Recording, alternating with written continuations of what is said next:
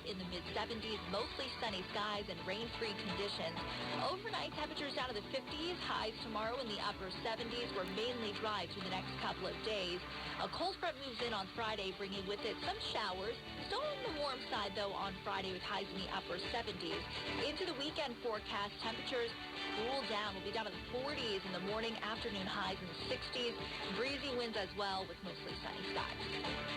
I'm WPTV First Alert meteorologist Katya Hall for WSTU 1450, Martin County's Heritage Station. You are listening to WSTU, Stewart, Jensen Beach, Hope Sound, Martin County's Heritage Station. It's time now for the Casey Ingram Show on WSTU. The opinions expressed are those of the program host and guest and not necessarily those of WSTU. WSTU does not endorse products that may be mentioned. Any reproduction or retransmission of this broadcast is strictly prohibited without written consent of WSTU. It's time to call in with your questions and comments at 220-9788, 220-WSTU. And now, here's Casey Ingram. Good morning, welcome back, and here we are, the second show of the year, and brought back my wonderful co-host here, Eric Miller. Talk about Martin. Flattery will get you everywhere. Happy New Year to you too, Happy young New lady. Year. And I bet you have a lot of things to talk about because there's been a lot Yeah. that's happened. But before we get into that, Eric, I've got to thank my sponsors. I bet you do. I absolutely do. So with COVID and unexpected expenses, illnesses, there are many issues that can cause your successful business to slump deep into the red. We are here to help, and we only get paid if we provide you a workout. Debt restructuring is complicated. We are the negotiator between you and your creditors. Commercial Mortgage has been in the industry of small balance corporate finance since 2003. Their focus is on challenging corporate foreclosures, debt restructures, equity, and new debt solutions. These issues are often not easy to see or understand when you run a business that's faced with multifaceted debt challenges that include legal actions on various fronts. That's where Commercial Mortgage comes in. They never charge a front fee or deposit and are only paid if they successfully provide you a debt workout. Areas of expertise include hotels, marinas, office buildings, restaurants, apartments, multifamily, condos, golf courses, home builders, and land development, including new and repurposed developments. Call Commercial Mortgage today at 561-310-5295. That's 561-310-5295. Or visit them online, commercialmortgagellc.com. Also, don't forget about the best kept secret in Martin County. That is the Fish House Art Center. It's located in Port Salerno in the Pocket. They're doing all kinds of renovations there, but there's a lot of fun things to do. Their boardwalk features local artists, an Airbnb, art gallery, boat charters, marina, craft and creamery, craft beers, wine, and 24 flavors of ice cream, so something for the entire family. Again, that's the Fish House Art Center in Port Salerno. And finally, I want to remind everybody about Indiantown Marina. It is one of South Florida's best boat storage facilities, located inland on the Okeechobee Waterway, where they're a very well-protected hurricane hull, and they are home to many in the cruising community who find their facility ideally situated and user-friendly. It's a do-it-yourself or full-service boat yard, so if you need any work done or want to work on your boat, give the good folks at Indiantown Marina a call at 772-631-3272. That's 772-631-3272. All right, Eric Miller, talk about Martin.com. I had to laugh while you were reading the Fish House. You know Scott Watson is in charge of the Fish House now. When you have craft beer and ice cream at the same venue, and it's being sold as family friendly. Scott's the only one I know that could pull that off, man. Way to go, Scott. Good job. Good job. Scott Watson, he's a busy man out there. And, he's a busy man, and Indiantown's keeping him a little bit busier out there. We just had the mayor on last week, and yeah, you know did. what? What a way to start the year. Eric, let's talk about Indiantown briefly here just to start the show up. We've got a lot of things we're going to cover today, folks. We're going to talk about some local things, and we're going to talk about national issues as well. So a lot of things are going on out there. I don't know how many topics we'll get through. I'm watching Facebook Live, the chat feed. If you want to join in or have something you want to talk about, join us. This is kind of a show about everything today. Well, I thought I'd fill in some of the blanks that the good mayor left open in her interview and conversation with you from the last time. Perfect. And there's some questions that people like Mr. Blake Fontaine with the great infamous TC Palm, who owns them now? Do we even know? I don't. They Can you change imagine hands what so his much. contract has to look like? I mean, good Lord. Well, he keeps talking in his articles that I'm seeing on TC Palm, the ones that I can get through the paywall on to be able to click through and see, that he just can't figure out how this so abruptly came to be in Indiantown. And I will tell you, Blake, if TC Palm and people like you were to get back to some kind of journalistic principle, you actually established people in the community that attended on a regular basis, watched on a regular basis, spoke with the people involved on a regular basis, and did what a beat reporter used to do instead of sending in minority and ethnic people during an election that join the local Facebook groups 2 days before they need a story. You go look at their profile and you send them in because of their ethnicity. It has nothing to do with their capabilities, and we've demonstrated this before. And here again is a perfect situation to show why even people like good old Blake Fontaine, or whatever he calls himself, you're wondering why you can't figure out what's going on? That's why, Blake. So let's fill in some of those holes. Let's fill them in, Eric. That Susan kind of left open. And there's some things that need to be known about this. There was and still is a manager's review process that hasn't taken place. And that's pretty much what precipitated a good portion of this. Without going too far into detail, I will tell you that when Susan was doing her due diligence as a council person and going in and speaking to staff to ask questions about how they felt things were running within the village, because she needed to put together her performance review of the one employee in the village that she could actually do anything about or control. So she went to the people that he was supposed to be in charge of and started asking questions. And lo and behold, some things came out. There were a lot of upper-level management director positions that after the first of the year were no longer going to be occupied. There was a mass desertion at a top level that was taking place within the village that Susan's due diligence actually put off from happening. There were reasons for that taking place as well. Now, my sources, other than speaking with the council people within the village, tell me that at a staff meeting, Mr. Brown had recently been overheard saying that this particular person needed to take this responsibility of his, and this one needed to take this responsibility of his, because his concern right now for the team was to make sure that he could secure the third vote. Okay? The third vote. Any critical thinker at this point that knows anything about what has happened in Indiantown... Just to be clear, the third vote to keep him as village manager. Is that the third vote you're talking about? Well, that's the question. What is the third vote? You have to have a third vote for something. What was that something? Because a village manager is not really going to exist in an environment where it's a 3-2 environment. They really have to have the sense that it's a full-blown, we got your back, Mr. Manager, go manage for us. So even in a 3-2, it wouldn't work.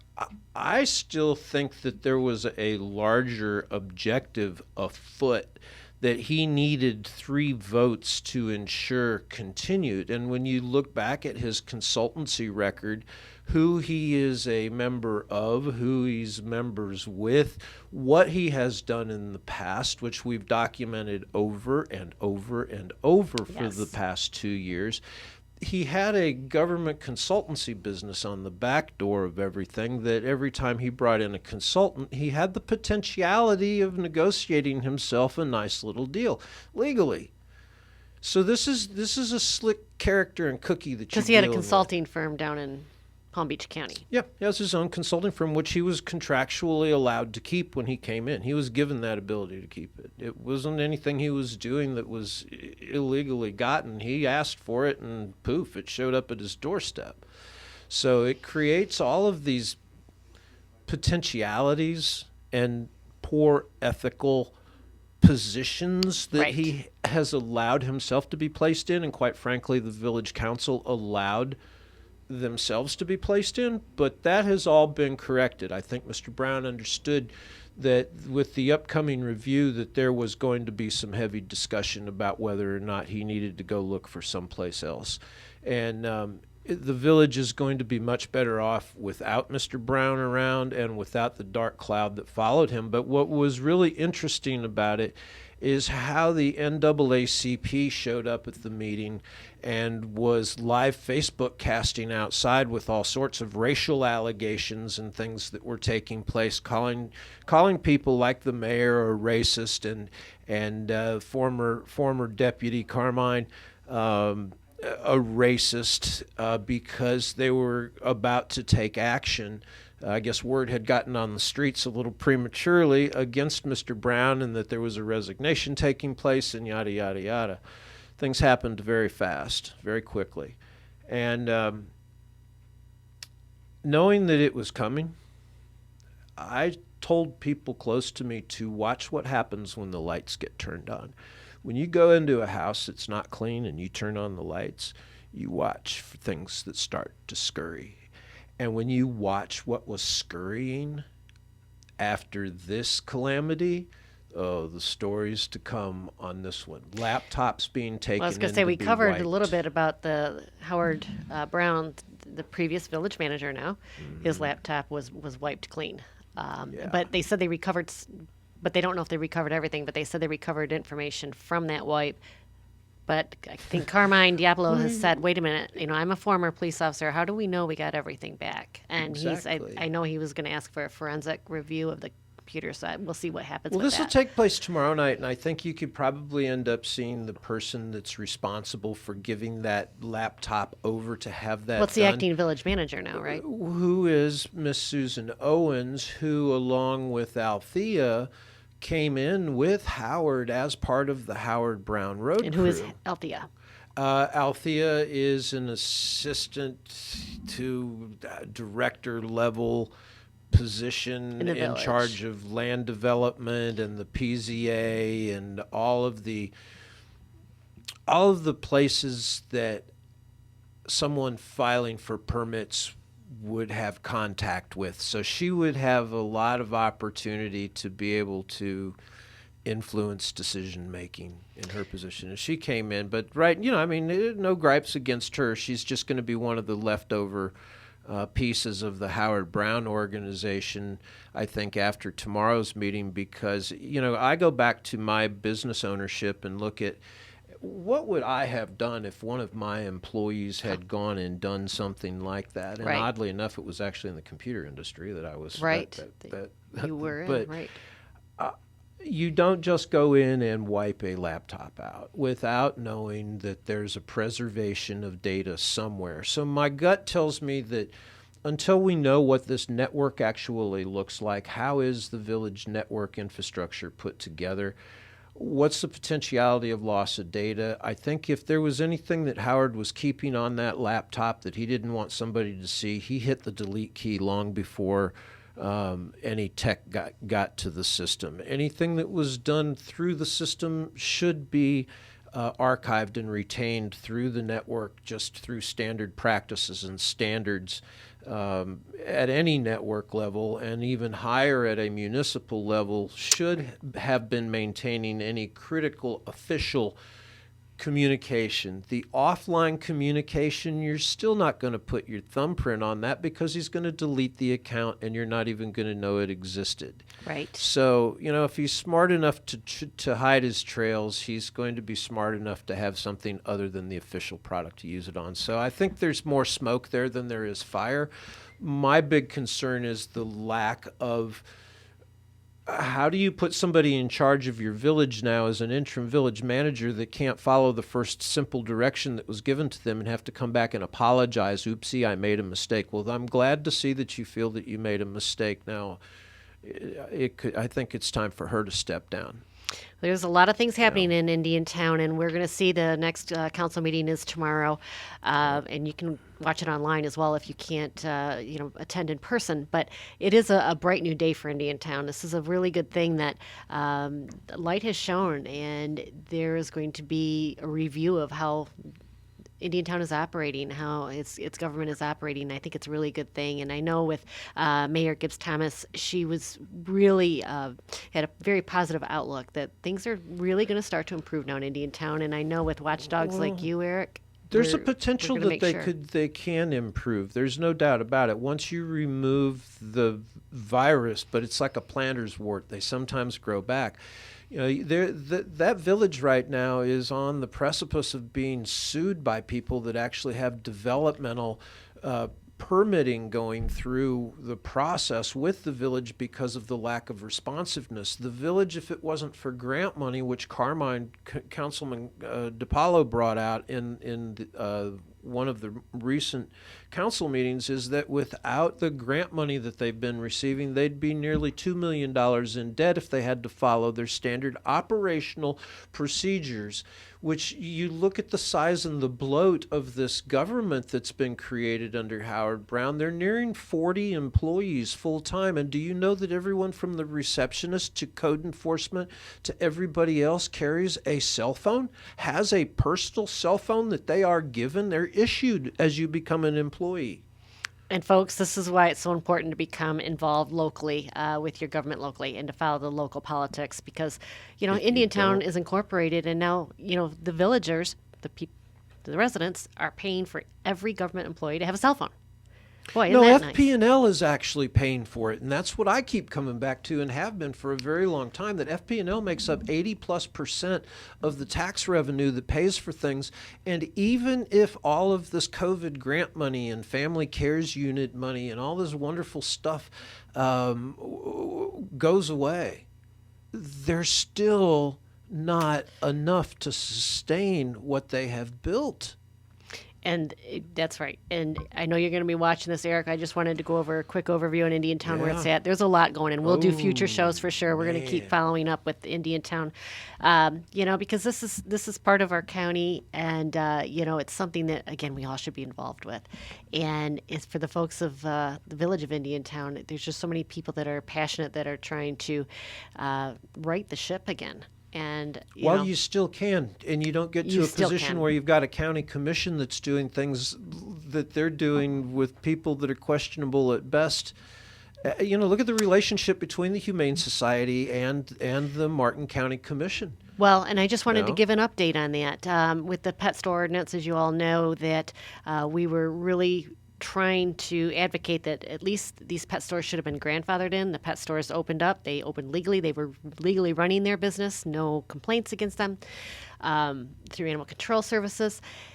And the Humane Society and some of the rescue groups presented an ordinance basically to the county commission that puts them out of business. I mean, they did not grandfather them in, and it gives a monopoly to the rescues and the Humane Society, who the county is giving almost $1 million a year to the Humane Society. Mm-hmm. And I think it's $800 and some $1,000.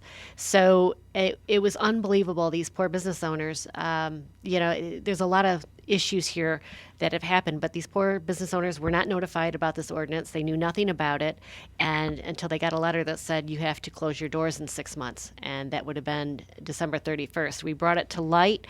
The county actually went and said, okay, thank you to Commissioner Hetherington, by the way. She said, we don't want to put people out of business, so let's review this and look at this again. So what happened again, the Humane Society got deeply involved. They put out, the National Humane Society was starting to sponsor a letter writing campaign to close these shops down. They put pictures of sick puppies on. They had nothing to do with these shops, very misleading. And the county sent the ordinance back to what is called the Animal Care Control and Oversight Board. This oversight board was created to be an oversight of the Humane Society because there was complaints about how the Humane Society was killing its dogs. It was a heart stick method, and they weren't using vet techs. And it was the animal rescue groups at the time, back in 2016, we were just, it was horrific. Animals were suffering. So with all that, the Humane Society is now transitioned to be a no-kill shelter, and they created this oversight board where, this is what really gets me, it had to be comprised of people from rescues. They had to have rescue experience, and 2 vets. And the one vet is contracted to the Humane Society, by the way. So now you have a board of 5 people with 4 of them all deep rescue experience who are adopt, don't shop. That's their mantra, adopt, don't shop. They don't believe anybody should buy a pet when there's pets to be adopted. And they're more than welcome to have their belief. So the county gives this board, who is adopt, don't shop, they told them to review the ordinance and recommend to the county commissioners what they want to do. Well, shock of all shocks, the adopt, don't shop board said, nope, we need to shut the retail shops down. There is nobody on that board that represented those retail shops. I sat through there. It was such a dog and pony show. The shop owners were never brought to the table still.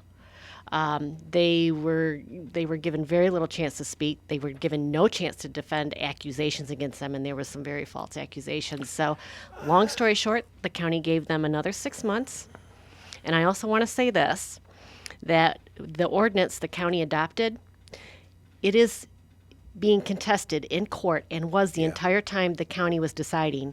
Manatee and Orange County, both of them are in court. They were months before this ordinance was even brought to the county commission.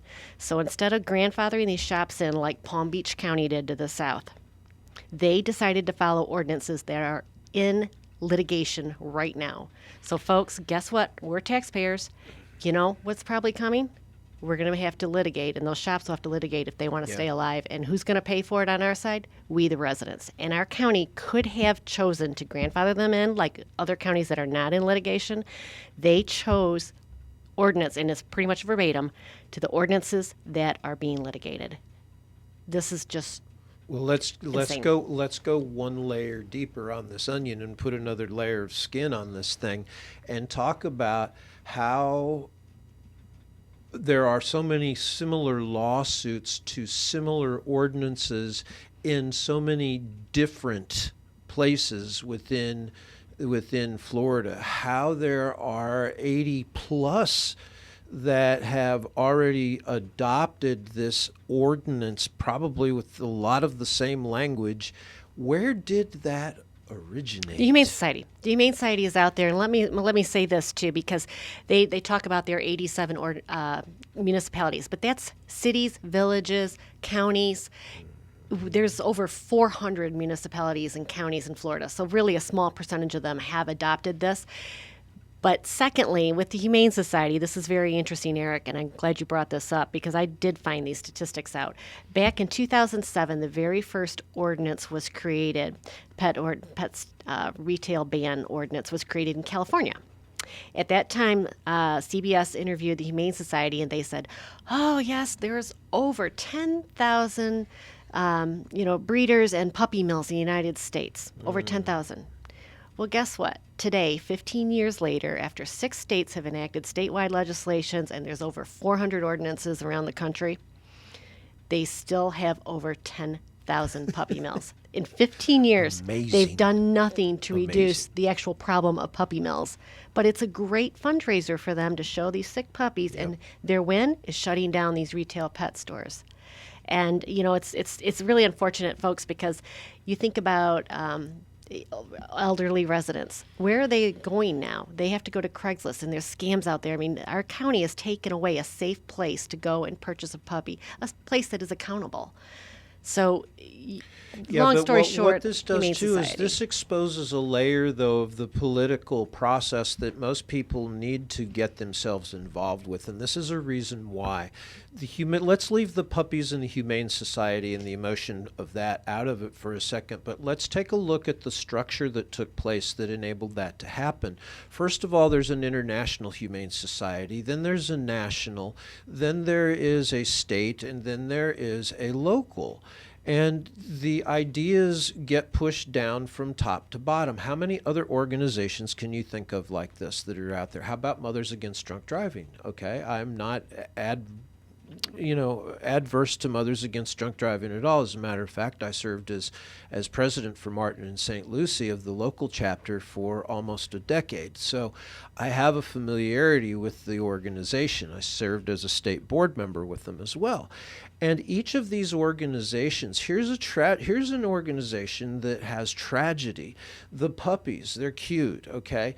There's always an emotion that seems to Very be drawn much. in this, and I wish that we could overcome the emotion for a second and take a look at what is actually happening that's in common with these and say, maybe let's look at our land development regulations and where the impetus comes from for these regulations. The same place that these ideas come from for automatic cutoff in your ignition in your car.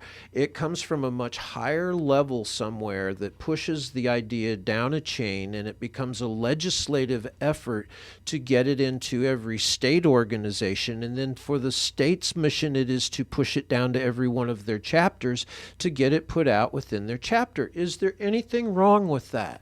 No. That is their right within this country to be able to do legislative actions like this. But when you start taking some of the steps that had took place with the Humane Society, Martin County does not have a fiscal relationship with Mothers Against Drunk Driving. When we did things at a local level, because part of Mothers Against Drunk Driving's mission statement is to reduce youth alcohol and drug use. And we had a major problem with that in this county, where we were number 1 and number 2 in both alcohol and in marijuana use in the state of Florida. And you know, there are things that can be done in that cooperative sense to work with these organizations, but when the county's giving $1 million almost a year to the Humane Society, and then the Humane Society is pushing a legislative agenda through its board of directors and through a board of people that are now mouthpieces for said organization, to put people that are citizens, that are hardworking and paying their own way and making rent and paying taxes And out employing of 16 business. people, by the way. Employing 16 people. And then having the arrogance to tell them that they can rethink. Here's a blueprint. Rethink your Reimagine business. your business. Reimagine your business. I got a reimagination for you. How about people start to get involved? And that's what I think people, the pressures that they're feeling out there, Casey, right now. We were talking earlier about the way that the prices of eggs are going through the roof. Well, yeah, because there's a shortage of them. Why is there a shortage? Because people can't afford the higher priced proteins anymore, and they're buying more eggs, and there's an egg shortage, okay? When people begin to look at and want to know causality, what brought all of this? There are people waking up on a daily basis to the realities of what's actually been going on around them in this world while they've had themselves in their dystopian kind of incoherent sleep, because it's easier to avoid it than it is to pay attention to it. Involvement, if a person can discipline and dedicate themselves to finding 20 minutes a day, go look at a county commission meeting, look at the Village of Indian Towns meeting, listen to what was said just for 20 minutes. Find 20 quiet minutes. And Eric, you're absolutely right about that. I'm going to say as well, when it comes to the county commission, you can go Google MCTV Martin County BOCC, and you'll be able to watch any of the meetings right there from your computer. They're all recorded on video. When you watch those county commission meetings, one thing, this really gets me, because as citizens, we vote for our county commissioners to represent our voice. And I can't tell you, I would be a rich person if I was paid a quarter every time a county commissioner said, we're going to do what staff recommends. Staff doesn't work for us, and they're not accountable to us. And literally, the county commissioners, sometimes I'm like, why do we have a county commission? Because all they do is what staff tells them to. They never, we pay them to think for yourself, to read through bills. I remember like the All Aboard Florida settlement. It was probably a 4 to 6 inch document. And how many of those commissioners actually read that? I don't know. I know some of them didn't. I can't say none of them did. But what I do know is because staff recommended it, they just vote. Folks, if you go and watch these county commission meetings, you're going to recognize that, how much actually staff is controlling the county. And we have no say to staff. We have no input. It's through the commissioners who just say, okay, Staff recommended the it. proof, It's a proof shame. in that pudding is to look at the agenda item and ask who brought this agenda item forward. Was it commission driven or was it staff driven? 99.9% of the time, the items that are going to come before that county commission are going to be staff driven. They're going to be Yeah. derived from a process of self-service. Right. They make their own rules to feed their own selves, and the size of these governments are getting out of hand. It is getting out of hand. And by the way, Amy Pritchard, she's one of our new school board members. She's chiming in and says, cannot complain if you aren't informed. You're so right. And Amy will be on the show next Wednesday at 10 a.m. And Amy, welcome to your new school board position. And we're going to be anxious to hear what you have to say. So you're absolutely right, Eric. And our show is just flying by, and I want to cover some other topics as well. Sorry. And we're going to come back, and we're going to be watching the county commission a little bit more this year. I'm going to also have Mike Circus on here. He's watching a lot of legislative action in Tallahassee, but as well as the county. So we're just going to be keeping a closer eye on what's going on, and that's all we can ask people to do. Even let's take another example real quick before we move on. Sure. City of Stuart, Commissioner Collins has brought up, let's have prayer at the beginning of the meeting. And, a few You'd people think- came in that were allowed, yeah. said, oh, no, you can't do that. It's divisive. Divisive to pray. And so it was a 4-1 vote that I don't even know if it went to vote. It might have been somebody didn't even second the motion. But anyways, the majority of the commission said, okay, no prayer. The next meeting, which was this past Monday, the room was packed. And it was really awesome to see, by the way. It was packed with people that said, we want to pray. Well, What's that's wrong with why I praying? said set aside 20 minutes a day to watch a county commission meeting or a city commission meeting. And if you have an extra 10 or 15 minutes before you get to that 20, you might want to start with your scripture. Put a little time aside to read a few passages every day too. And it's just like reading the Bible. You can watch these county commission meetings and go, what in the heck am I watching and what are they talking about? But time after time after time of watching it, you begin to understand who the players are, the kind of nonsense that they're talking about, and then it'll help you figure out what you can do to stay and help keep your family informed and people around you. That's what's going to save us is us. No one's coming to save you, folks. It's us. We're either going to do it or it isn't going to happen. We do, and it starts with us and how we vote. And, we really need to research our politicians from local level right up through the federal level. And, interestingly enough, U.S. Representative-elect George Santos of New York, if you haven't heard of him, he's a Republican representative out of New York, George Santos. This man lied about everything. He admitted lying about working for Citigroup and Goldman Sachs. He did not get a degree in finance and economics from Baruch College in New York. He lied about that. He invented a life story that came under question, which included claim that his grandparents fled Jewish persecution in Ukraine. That was a lie. Folks, he is elected now, and this is one of many liars of politicians, and it's a joke amongst people. It's if you're a politician, you're a liar. It's a joke. It shouldn't be. We should hold them accountable. He said he was a successful real estate investor, but he doesn't own any property and is deep in debt. I mean, this guy it's unbelievable, and he's a representative now, and he is making no effort or giving any indication that he will step down. And a couple more here, Eric, before I know you're ready to pounce on this, but then there's President Biden. He lied about his undistinguished academic record. He lied about being arrested in South Africa during apartheid and being sort of raised in a Puerto Rican community.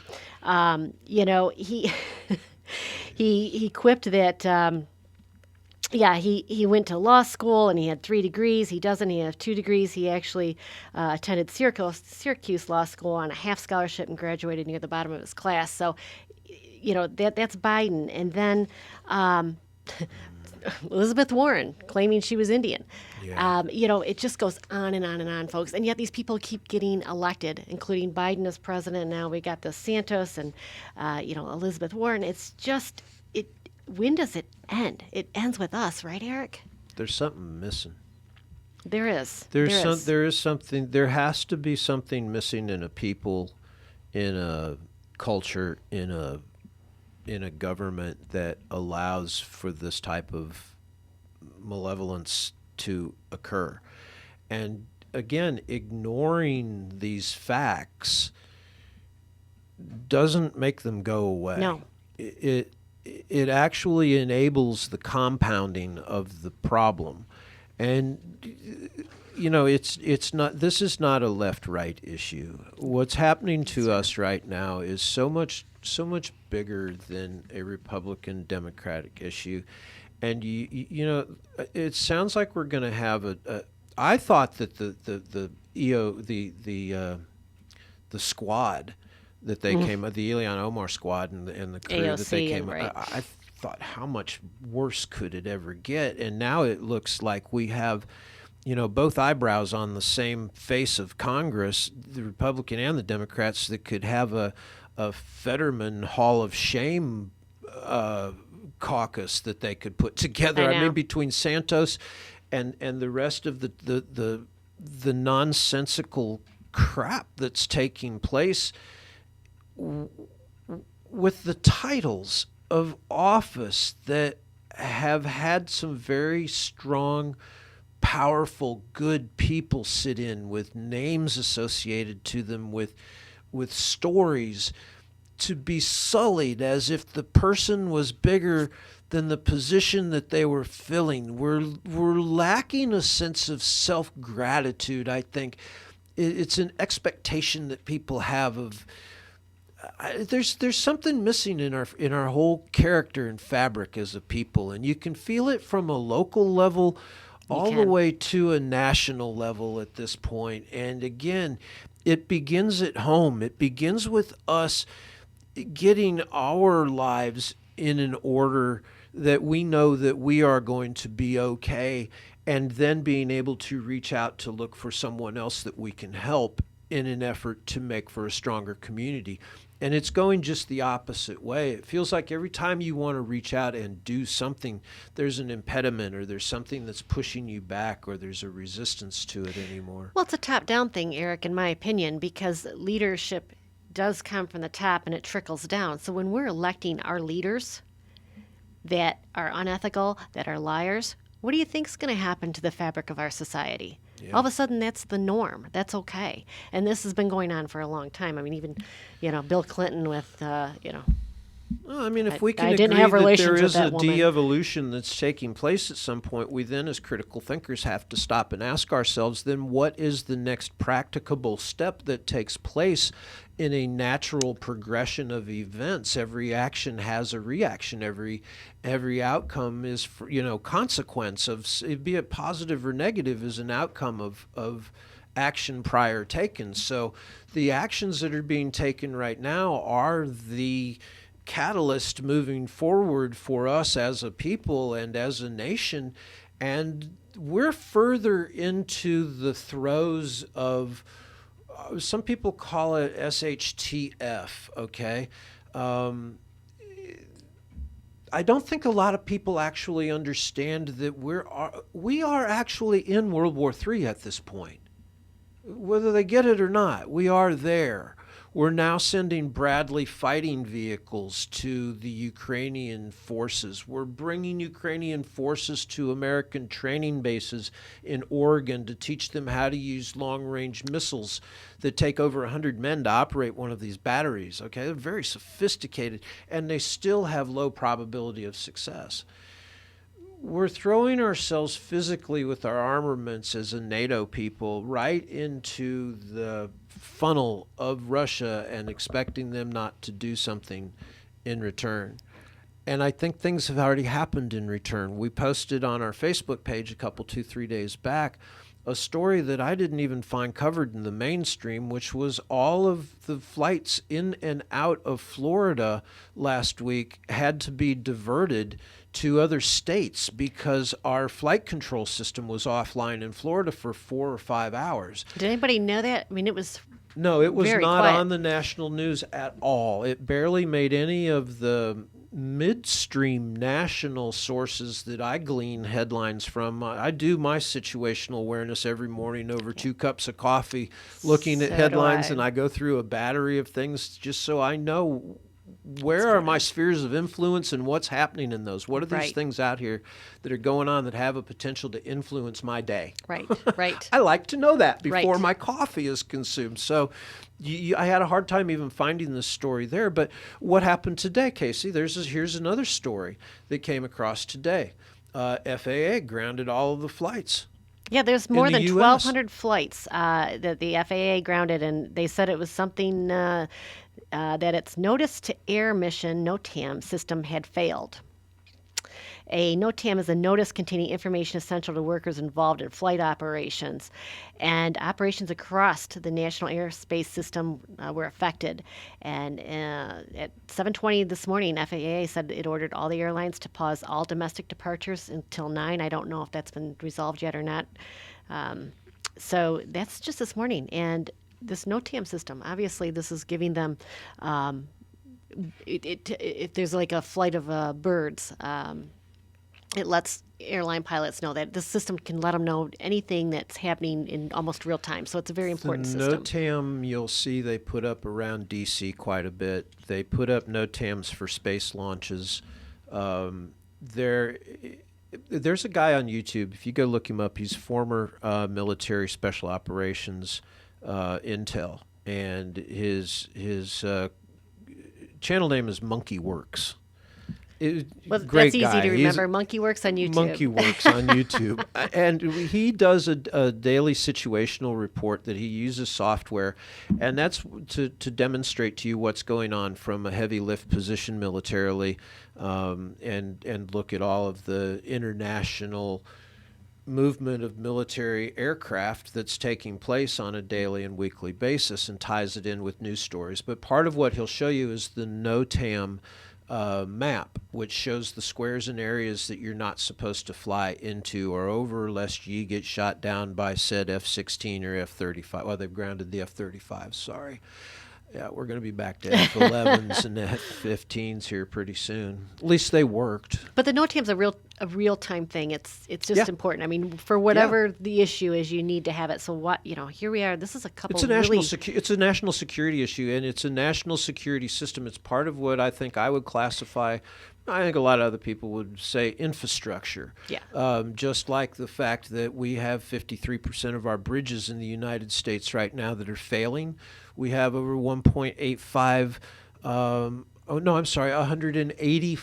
million bridge crossings a day across bridges that are deemed structurally unsound by our own standards and practices. So, yeah, our infrastructure, one, is failing, but that's physical infrastructure with the bridges. This is digital, Casey, and I Yes. see this more as an asymmetric type of warfare, where it's a fifth-generation warfare that says, all right, y'all want to mess around, you want to send Bradleys in, we've been waiting to do this, or you want to actually think that you're going to tell us we can't go into Taiwan, watch this.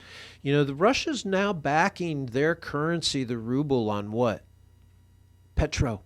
Really. There's no longer a petrodollar. Saudi Arabia has told half of the world, we'll take your currency. We're not going to you don't have to pay us in the Bretton Woods dollar anymore.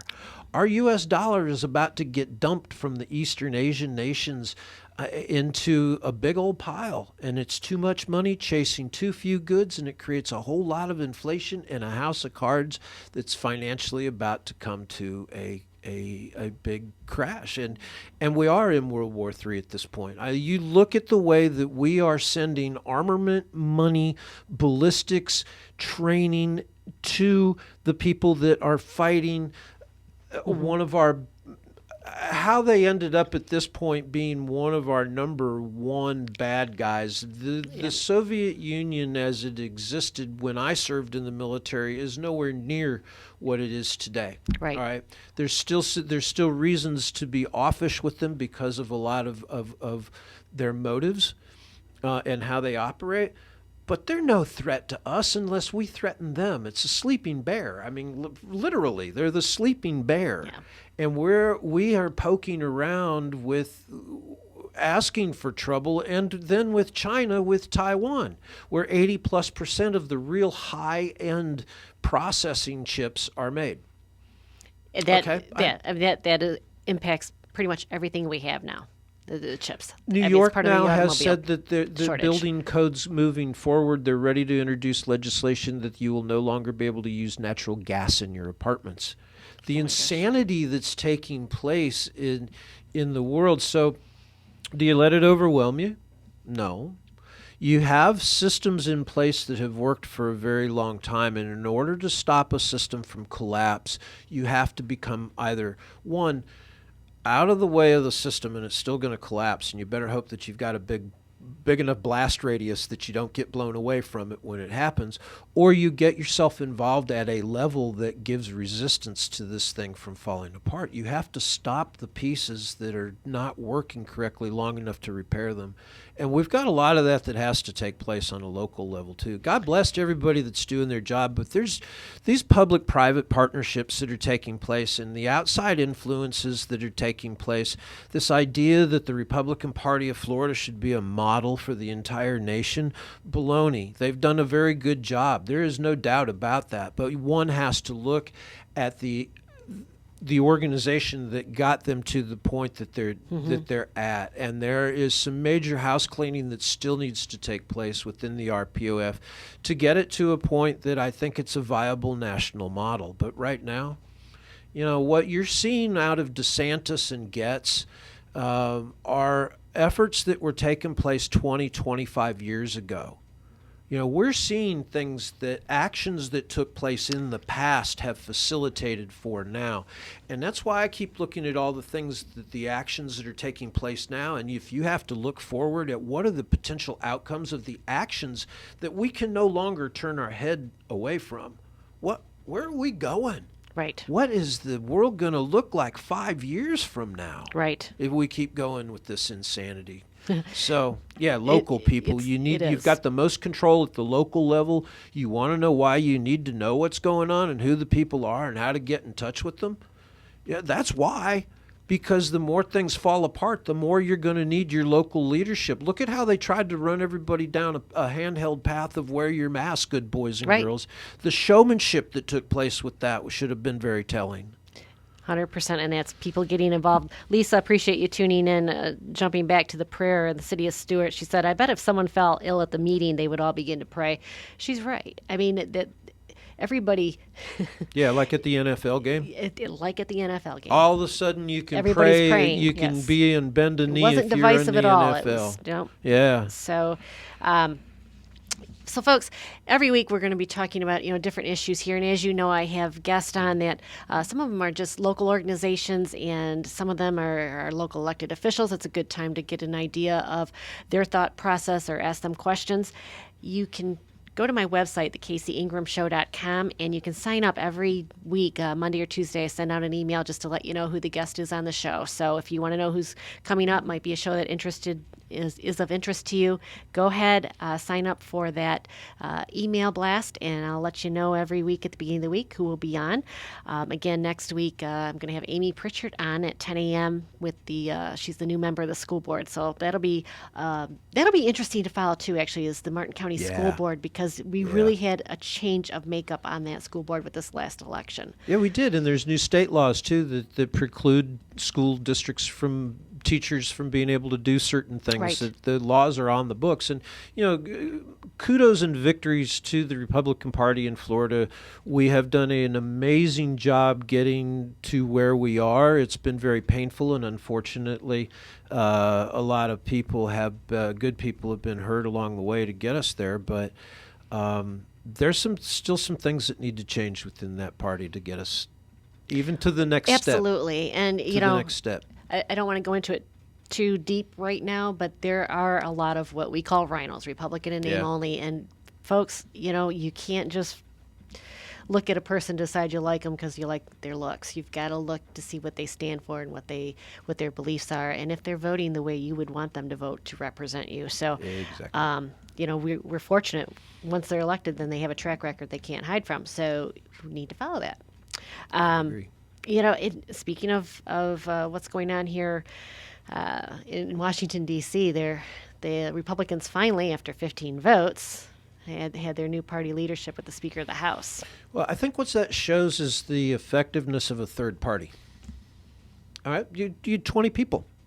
20 people for days put the entire establishment into agita. It was beautiful, and I think it shows the effectiveness. And look at what they actually were able to obtain from being able to do that.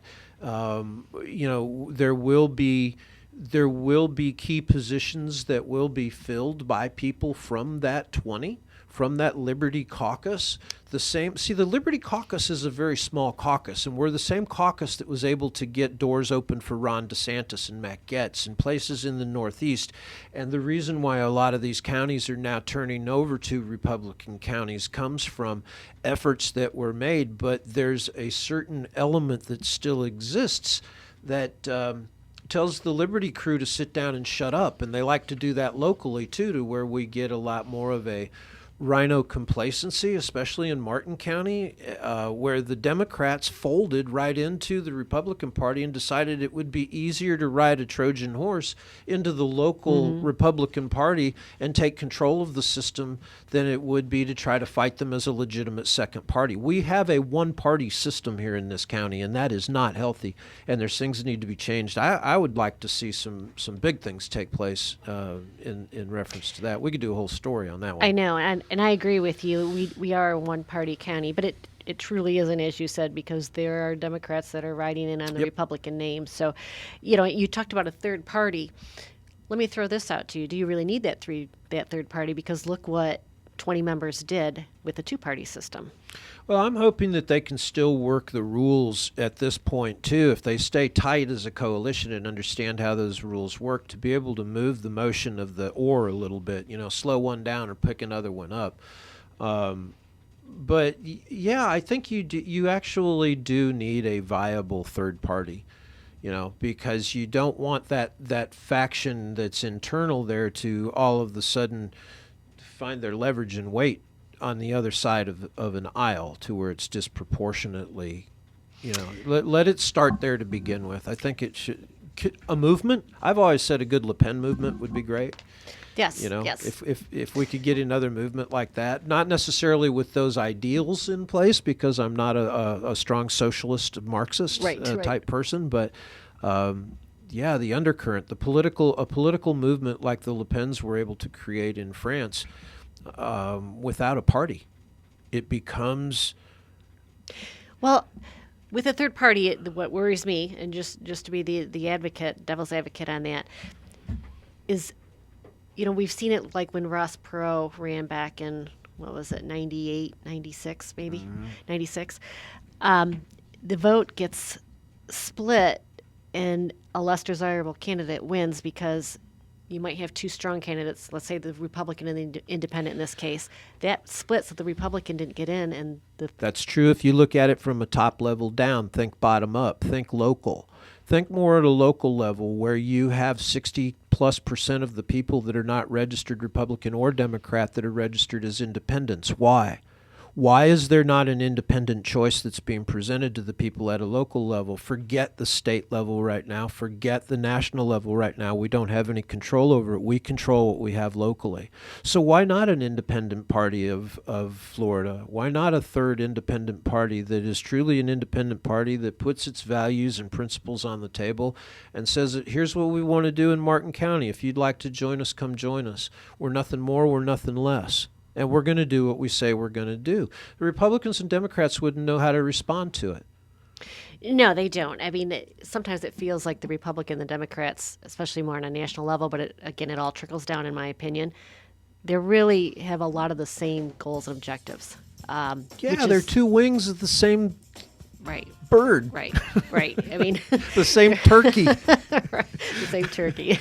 That was once considered to be our going to be considered to be our national bird. Thank you, Benjamin. But, yes, but thankfully Dude, we have what the were you beautiful thinking? bald eagle. He must have been fun at a party. Yeah, the turkey. But there's a lot of things that are going to happen throughout this year, and talk about Martin. .com is a place to go follow it. Of course, my show every Wednesday here at 10 a.m. and we got a few seconds left. But Eric Miller, talk about Martin. Yes, absolutely. And if you have an idea for a show, let me know. I'm always open. So message me on Facebook or email me. And we'll see you next week with Amy Pritchett with the Martin County School Board.